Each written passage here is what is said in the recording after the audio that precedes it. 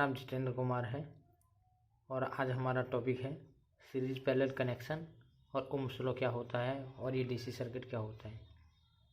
तो इसको हम सीखने के लिए बने रहिए हमारे यूट्यूब चैनल G2 और इलेक्ट्रिकल सॉल्यूशन में।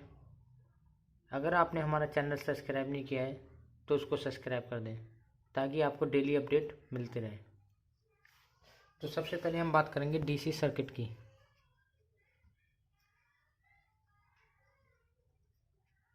डीसी सर्किट होता क्या है?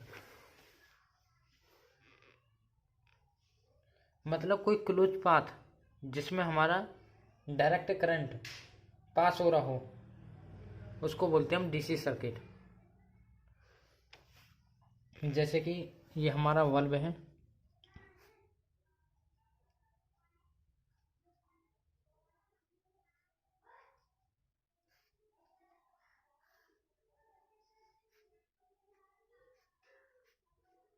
ये हमारी बैटरी है, ये हमारा स्विच है।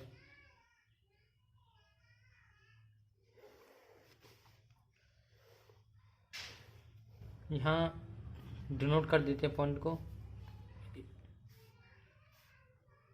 ये हमारा करंट की डायरेक्शन है।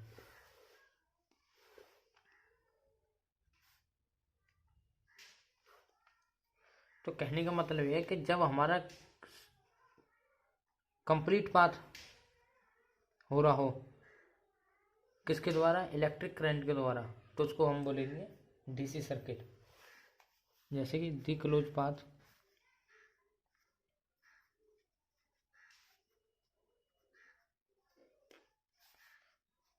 Through which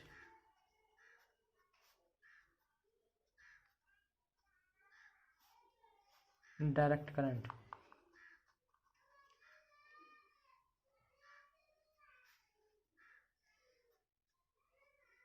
passes is called DC circuit. तो ये हो गया हमारा डीसी सर्किट। अब बात करते हैं हम ओम्स लॉ की।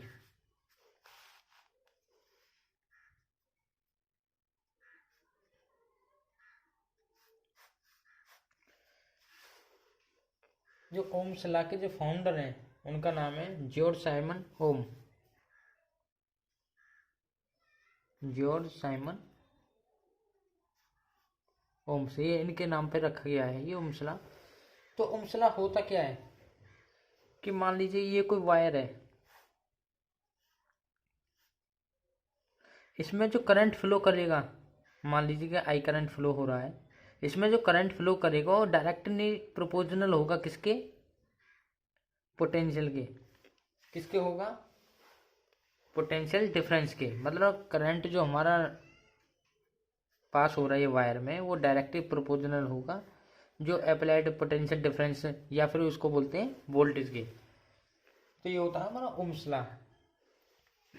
अगर इसकी डेफिनेशन की बात करें तो डेफिनेशन क्या होगी? The current flowing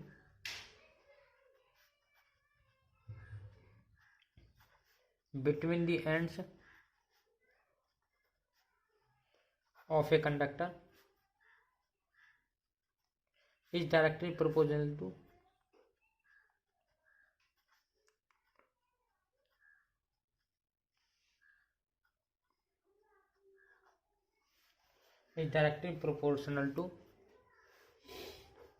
potential difference।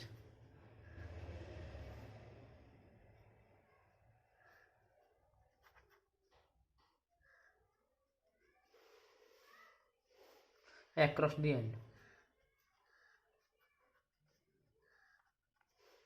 तो हमारा ओम्स लॉ होता है। अगर मैथमेटिकली की फॉर्म में बात करें हम,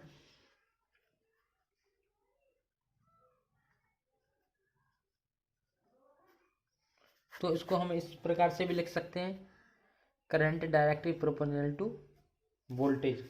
तो इसको हम V upon I is equal to constant इस तरीके से भी लिख सकते हैं ना। तो जो हमारा कॉन्स्टेंट होती है ना उसकी वैल्यू क्या होती है? कॉन्स्टेंट को एज ए हम रेजिस्टेंस लेते हैं, तो V upon I is equal to R। ये क्या होगा? कॉन्स्टेंट हमारे यहाँ पे क्या होगा? एज ए रेजिस्टेंस हो गया। तो उसको हम लिख देते हैं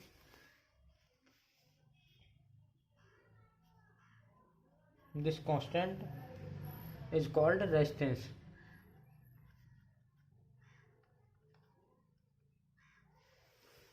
तो ओम्स लॉ भी आपके समझ में आ गया कि कोई भी वायर है अगर उसमें जो करंट फ्लो हो रहा है तो वो डायरेक्टली प्रोपोर्शनल होगा किसके, अप्लाइड वोल्टेज या पोटेंशियल डिफरेंस के। तो ये होता है ओम्स लॉ।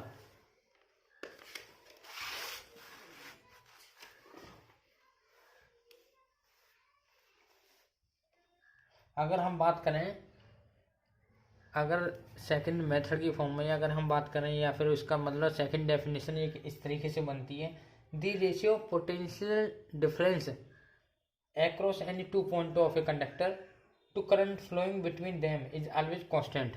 क्या बोलेंगे, the ratio of potential difference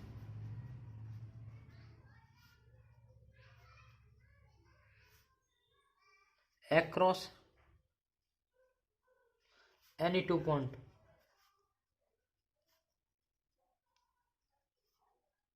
of a conductor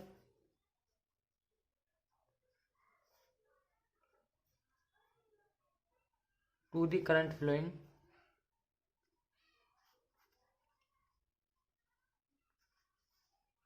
between them is always constant।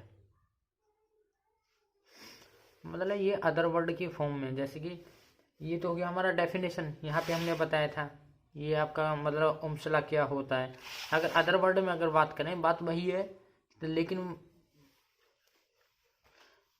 बस बात वही है पर लेकिन ये घुमा के नहीं है, वही बात कह रहा है ये। तो यहाँ पे क्या होगा, P upon I is equal to R. अगर हम जानते हैं कि ये हमारा रेजिस्टेंस है, मान लीजिएगा ये रेजिस्टेंस हो गया, ये हमारा करंट फ्लो हो गया, ये हमारा ये स्टार्टिंग पॉइंट है, ये एंडिंग पॉइंट है, और यहाँ से लेके यहाँ तक ये हमारा क्या हो गया, ये वोल्टेज अप्लाई किए है। अगर हम ओम्स लॉ में जो फर्स्ट फॉर्मूला ड्राइव होता है वो क्या होता है, V is equal to I R. दूसरा फॉर्मूला क्या होता है, I is equal to V upon R. तीसरा क्या ड्राइव होगा, R is equal to V upon I. ये तीनों के तीनों फॉर्मूले ओम्स लॉ के हैं, ये ओम्स लॉ का, ये ओम्स लॉ का, ये ओम्स लॉ का। ज़्यादातर ये फॉर्मूले पता क्या होता है कि कोई भी हमारा गवर्नमेंट एग्जाम होता है तो कभी कभार क्या होता है कि ओम्स लॉ क्या होता है या ओम्स लॉ का फॉर्मूला क्या होता है। तो ओम्स लॉ के formula V is equal to I R भी होता है, ओम्स लॉ का formula I is equal to V upon R भी हो सकता है, ओम्स लॉ का formula R is equal to V upon I भी हो सकता है। ये मतलब ये तीन फॉर्मूले ड्राइव होते हैं ओम्स लॉ के। तो आप अगर मतलब कोई भी गवर्नमेंट एग्जाम देते हो तो वहाँ पे कई बार पूछ लिया था या पूछ लिया जाता है ओम्स लॉ क्या होता है या उसका कौन सा फॉर्मूला। तो ये तीनों फॉर्मूले से आप कोई सा भी फॉर्मूला अगर वहाँ पे आपको सटीक मिल रहा है तो आप उस पर टिक कर दीजिएगा। अब बात करते हैं हम सर्किट की, क्योंकि जो हमारा डीसी सर्किट होता है ना, वहाँ पे जो हमारा लोड जो होता है वो कनेक्ट होता है, वो किसकी फॉर्म होता है, या तो सीरीज में होगा या फिर पैरेलल में होगा या फिर सीरीज पैरेलल कॉम्बिनेशन में होगा। तो उसको पता है सीखने के लिए तो उसका हम क्या करेंगे कि सबसे पहले हम सीरीज सर्किट का बात करते हैं। चलो मैं लिख भी देता हूँ, in DC circuit loads as a resistance हो सकता है, इंडक्टेंस, कैपेसिटेंस, कुछ भी हो सकता है। यहाँ पे हम रेजिस्टेंस ले रहे हैं, कैन बी कनेक्टेड। नंबर एक क्या होता है, या तो सीरीज में कनेक्ट होगा या फिर दूसरा होगा पैरेलल में भी कनेक्ट हो सकता है लोड, और तीसरा कनेक्ट किस में कनेक्ट होगा, या सीरीज पैरेलल में।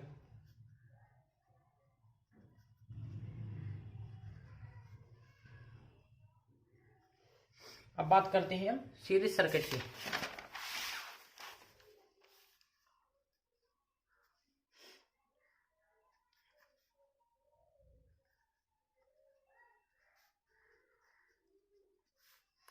बात करते हैं हम सीरीज सर्किट की कि सीरीज सर्किट होता क्या है। सीरीज सर्किट में पता क्या होता है, जो हमारा कंडक्टर होता है ना, और कंडक्टर मतलब कैसे जुड़ा हुआ होता है सीरीज में, कि जो हमारा कंडक्टर होता है वो एंड टू एंड जुड़ा हुआ होता है।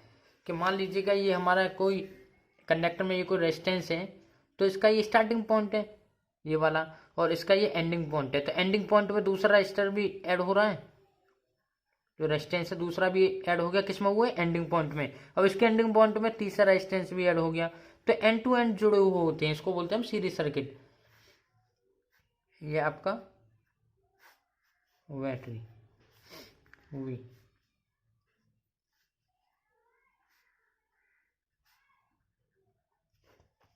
ये आपका करंट फ्लो करेगा।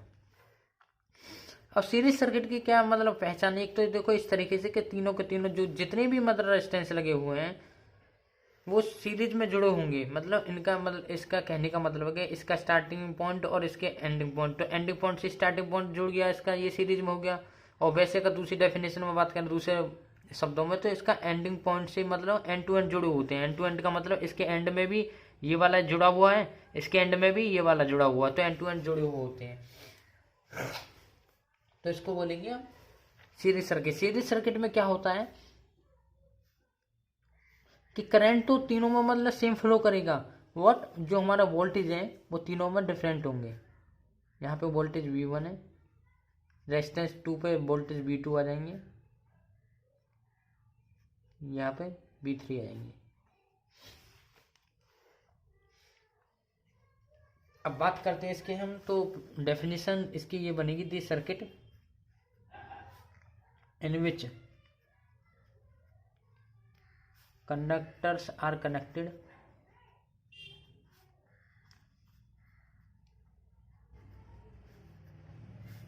end to end so that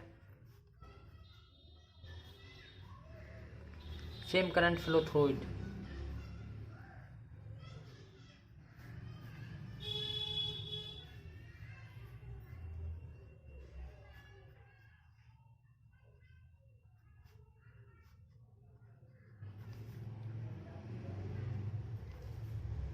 इसको बोलेंगे हम सीरीज सर्किट। अब सीरीज सर्किट में तो ये तो हो गया। अब बात करते हैं इसकी हम मैथमेटिकली, मतलब इसका फॉर्मूले को ड्राइव करते हैं हम। फॉर्मूला किसके द्वारा ड्राइव होगा, by Ohm's law. Ohm's law अभी हमने पढ़ा था। ओम्स लॉ का जो फॉर्मूला होता है वो होता है V=IR। ये हमारा क्या होता है, फॉर्मूला होता है ओम्स लॉ का। अब मान लीजिए कि जो वोल्टेज ड्रॉप हो रहे हैं ना यहाँ पे, रेजिस्टेंस R1 पर कितने वोल्टेज ड्रॉप हो रहे हैं, तो उसको किस तरीके से निकालेंगे, इस फॉर्मूले के द्वारा निकालेंगे। तो वोल्टेज ड्रॉप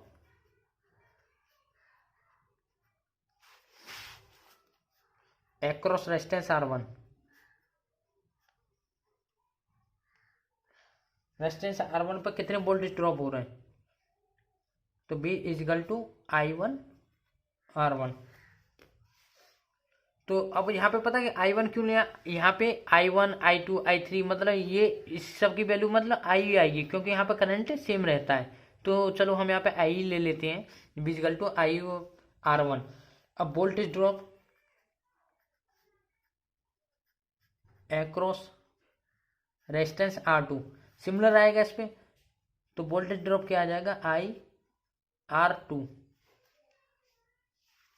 तो वोल्टेज ड्रॉप जैसे हमने रेजिस्टेंस R1 पे निकाला, तो वोल्टेज ड्रॉप को एज ए डिनोट कर लीजिएगा, वहाँ V1 से यहाँ V2 से कर लेंगे हम। तो वोल्टेज ड्रॉप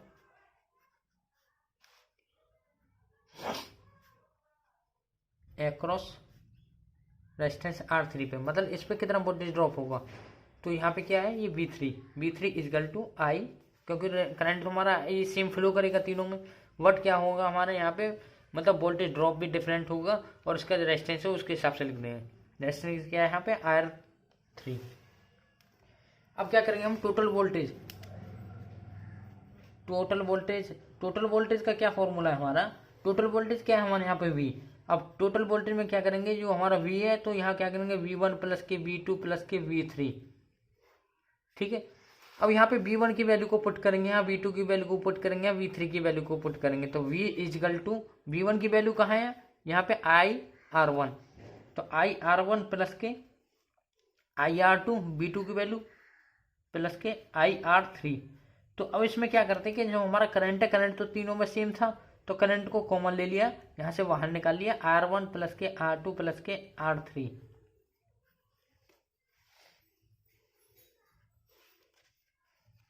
तो यहाँ पे I को इसमें डिवाइड कर देंगे, V/I R1 प्लस के R2 प्लस के R3। अभी हमने ओम्स लॉ के द्वारा क्या देखा था कि V upon I is equal to R। तो V अपॉन आई यहाँ पे दे रखा, तो वो इसके किसके इक्वल होगा, रेजिस्टेंस के। तो रेजिस्टेंस को उसको हम क्या कर सकते हैं, मतलब टोटल सर्किट रेजिस्टेंस भी बोल सकते हैं। टोटल सर्किट रेजिस्टेंस को हम V upon I is equal to, Ohm's law से अभी देखा था V इजिकल, ये अभी हमने फॉर्मूला ड्राइव किया था कि V upon I is equal to किसके बराबर है, रेजिस्टेंस के। तो इसी तरह हम यहाँ पे सेम लिख देंगे, V upon I is equal to resistance R by Ohm's law.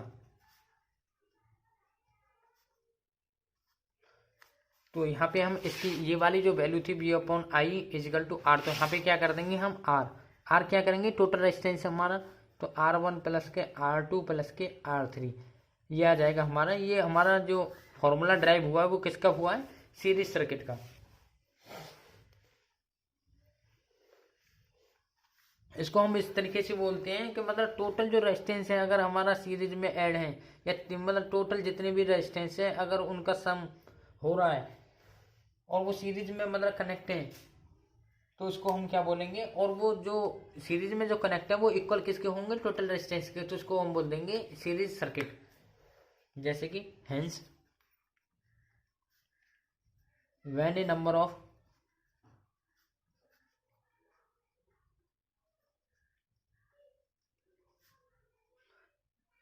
Are connected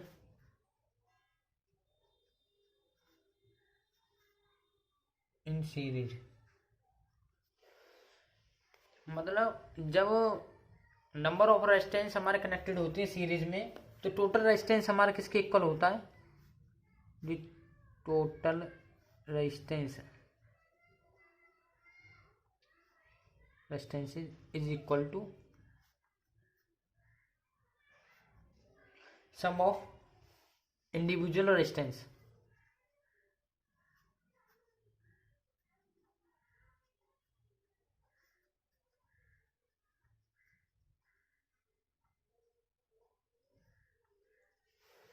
तो ये हो गया हमारा सीरीज सर्किट। अब बात करते हैं हम पैरेलल सर्किट की।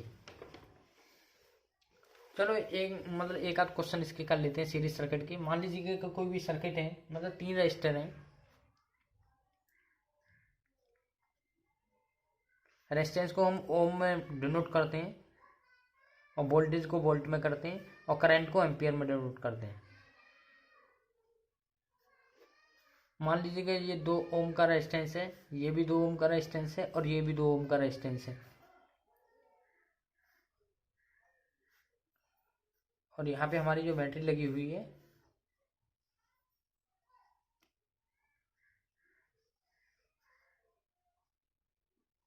10 वोल्ट की।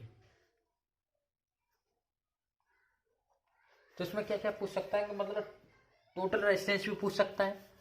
इसमें क्या क्या पूछ सकता है, total resistance is equal, total resistance क्या है इसमें, या इसमें ये भी पूछ सकता है कि यहाँ पे कितना करंट फ्लो हो रहा है, या यहाँ पे ये भी पूछ सकता है करंट क्या है, या ये भी पूछ सकता है voltage drop each resistance across each resistance.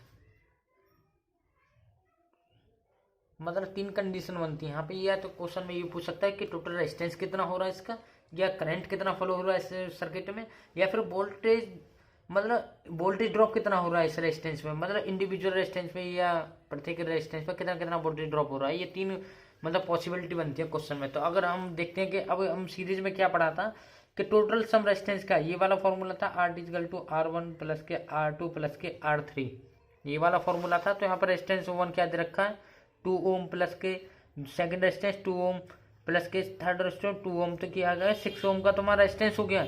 और टोटल करंट को निकालने के लिए हम क्या करते हैं, वाई ओम्स लॉ का यूज करेंगे। तो V equal to I R, मतलब फर्स्ट पार्ट तो ये हो गया। सेकंड को कैसे निकाला, V equal to I R, तो वोल्टेज कितना हमारा 10 वोल्ट, करंट को हमको निकालना है, और टोटल रेजिस्टेंस कितना था हमारा 6 ओम। तो आई क्या हो गया 10/6, 2 पंजे 10, 2 3 6, 3 एकम 3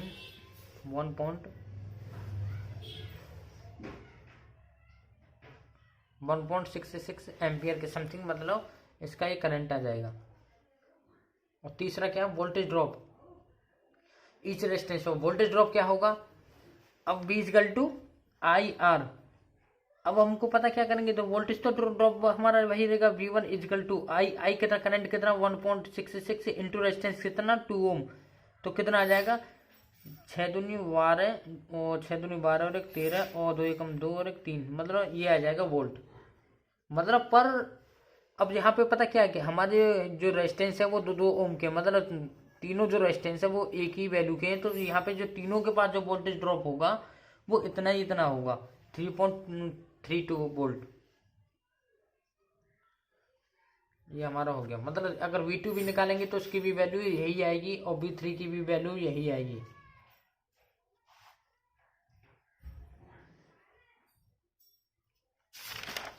अब निकालते हैं पैरेलल सर्किट।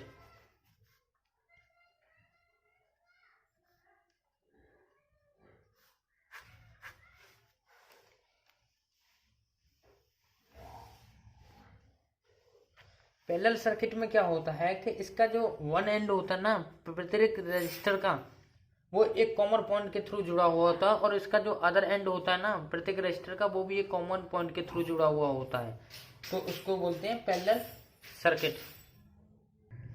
जैसे कि ये हमारा रेजिस्टेंस है और ये भी हमारा रेजिस्टेंस है और ये भी हमारा रेजिस्टेंस है, तो इसका जो वन एंड है स्टार्टिंग मतलब जो वन एंड है ये वाला ये वाला ये वाला, ये एक कॉमन पॉइंट के थ्रू जुड़ा हुआ है, और ये वाला भी एक कॉमन पॉइंट के थ्रू जुड़ा हुआ है, और ये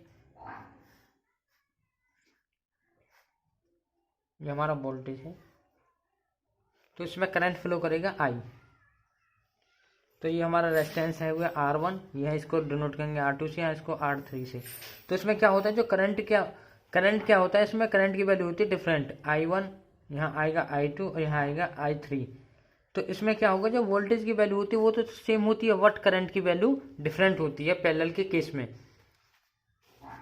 तो अब इसमें क्या करेंगे, अगर बाय डेफिनेशन की बात करें तो दी circuit in which one end of each resistance is joined to a common point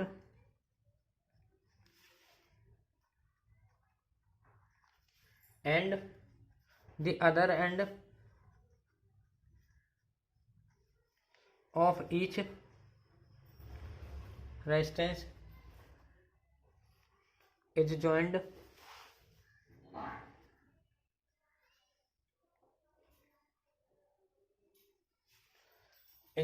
to another common point।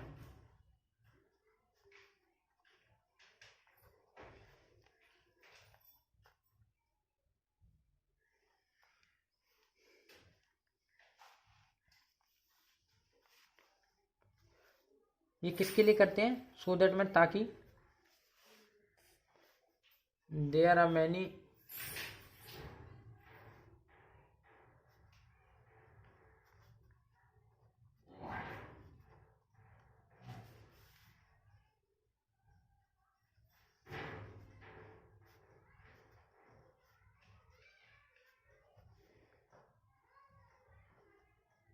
वो कॉमन पॉइंट इसलिए करते हैं क्योंकि यहाँ पे बहुत सारे पाथ बन जाते हैं जो करंट को अलग अलग डायरेक्शन में फ्लो कराते हैं। इसके लिए अगर हम इसको मैथमेटिकली फॉर्म में अगर फॉर्मूला ड्राइव करें तो according to Ohm's law, Ohm's law क्या कहता है हमारा कि V इक्वल टू IR, यही होता ना फॉर्मूला। अगर हमको करंट निकालना है, यहाँ पे क्या निकालना है कि करंट की वैल्यू निकालनी है तीनों में, क्योंकि तीनों में करंट क्या है, डिफरेंट है। तो current through resistance R1, current through resistance R1 पे क्या करंट आएगा, तो I1 equal to V upon R1। अगर बात करें हम सेकंड केस में तो करंट थ्रू रेजिस्टेंस सिमिलर आएगा, रेजिस्टेंस R2। इसके लिए बात करेंगे तो I2 equal to V upon R2। Similar इसी की तरह आएगा तीसरा case,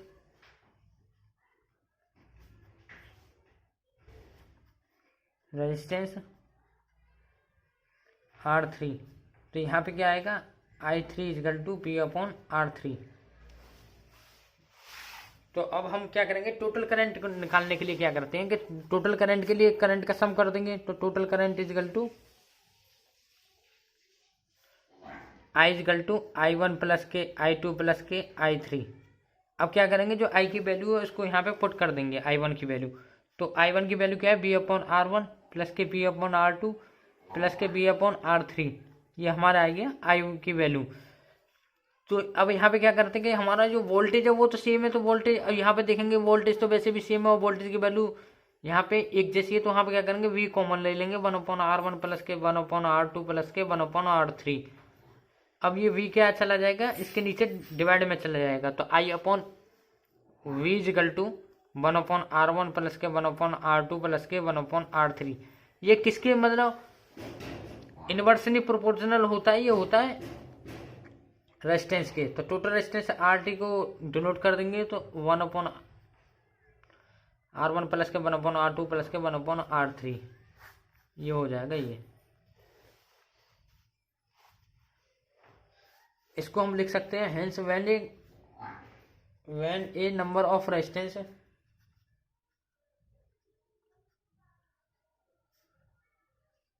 are connected in parallel,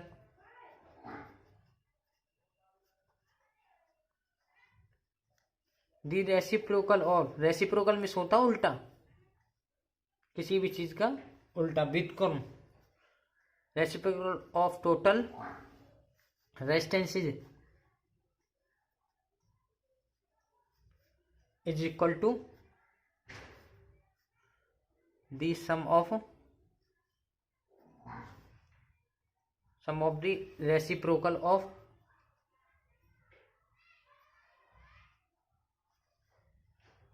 reciprocals of individual resistance.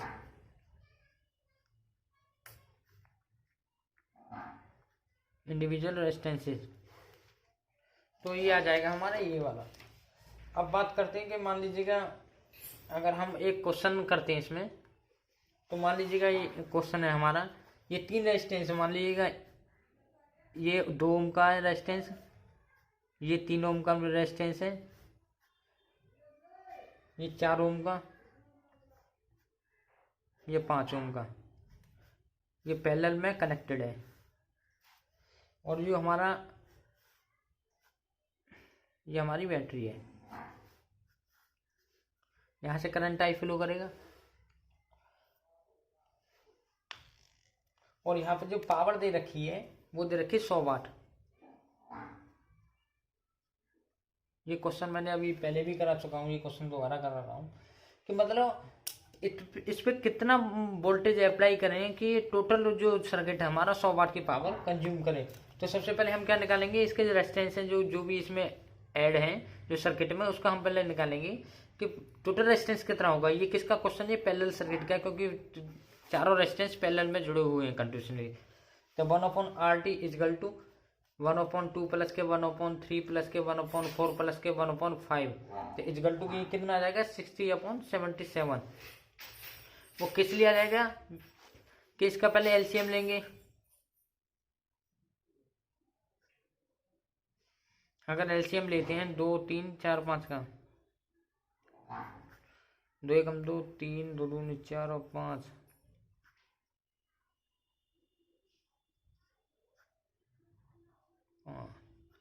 5 या 15 और 15 30 दूनी 60, हो गया आएगा 30 दूनी 60 प्लस के 20 3 60 प्लस के 15 चौका 60 और प्लस के 12 5 60 1/RT। तो RT क्या जाएगा यहाँ के 77/60। तो क्या जाएगा यहाँ, अगर RT इक्वल टू 60/77। अब बात करते हैं हम इसकी पावर की। पावर की बात की कितनी पावर कंज्यूम करेगी, तो हमारा रेजिस्टेंस आ गया। तो पावर क्या होता है, P इक्वल टू 20 R। तो वोल्टेज निकालना था ना, कितना वोल्टेज अप्लाई करें, तो यहाँ पे क्या आएगा, V² is equal to P into R. तो पावर थी 100 वाट की, रेजिस्टेंस हमारा कितना था यहाँ पे 60/77। अब क्या करते हैं कि जो वोल्टेज है इजिकल टू 100 इंटू 60/77, तो 6000/77, ये इसका रूट स्क्वायर, तो यहाँ पे आ जाएगा 8.826 वोल्ट के समथिंग। ये मैंने कैलकुलेटर के थ्रू किया है, अगर आप चाहें तो मतलब इसको करके देख लेना। अब क्या करते हैं, इसमें हमारा जो तीसरा जो टॉपिक है वो है आपका सीरीज पैरेलल सर्किट में। Series parallel circuit, series parallel circuit में क्या होता है कि एक सर्किट तो मतलब सीरीज में कनेक्ट होगा और दूसरा किसके साथ कनेक्ट होगा, पैरेलल सर्किट के साथ में कनेक्ट होगा। मतलब एक सीरीज का भी सर्किट होगा और एक पैरेलल का भी सर्किट होगा, दोनों का कंबाइंड एक सर्किट बनेगा जिसको हम बोलते हैं सीरीज पैरेलल सर्किट। जैसे कि यहाँ पे मान लीजिए ये रेजिस्टेंस R1 है, ये रेजिस्टेंस R2 है, ये रेजिस्टेंस R3 है, ये किस में कनेक्ट है, ये है पैरेलल में। और ये किसके साथ कनेक्ट है, ये रेजिस्टेंस R4 के, रेजिस्टेंस R5 के।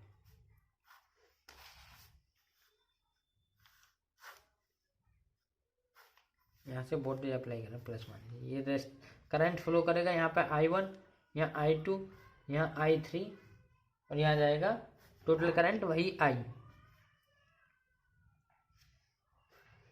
तो ये होगा सीरीज पैरेलल। अब बात करते हैं, अगर देखो इसकी पहले सबसे पहले क्या करेंगे, हम ये वाला सर्किट को सॉल्व करेंगे, फिर उसके बाद ये वाले सर्किट को, इसको नेमिंग कर देते हैं। तो यहाँ आती है ABC, ये वाला पॉइंट B है। तो इसमें ये वाले रेजिस्टेंस का मतलब अगर निकालते हैं तो इसमें क्या करेंगे, रेजिस्टेंस AB,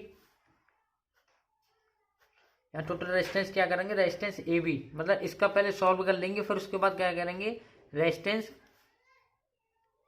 VC।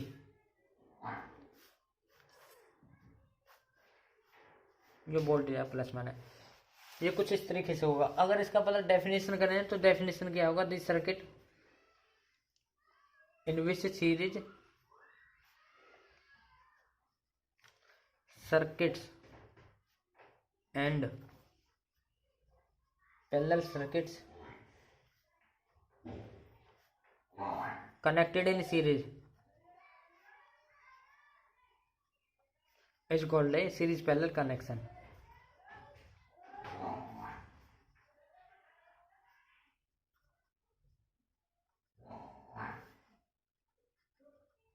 तो ये हमारा आज का टॉपिक था, ये कम्प्लीटली मतलब मैंने अभी करा दिया है। अगर किसी को कोई भी क्वेरी हो तो कमेंट में या फिर कैसे भी मतलब मुझ तक पहुँचाने के लिए कोशिश करें। अगर आपको हमारी ये वीडियो पसंद आई हो या अच्छी लगी हो मतलब जो, तो इसको शेयर कर देना और चैनल को सब्सक्राइब जरूर कर देना। धन्यवाद।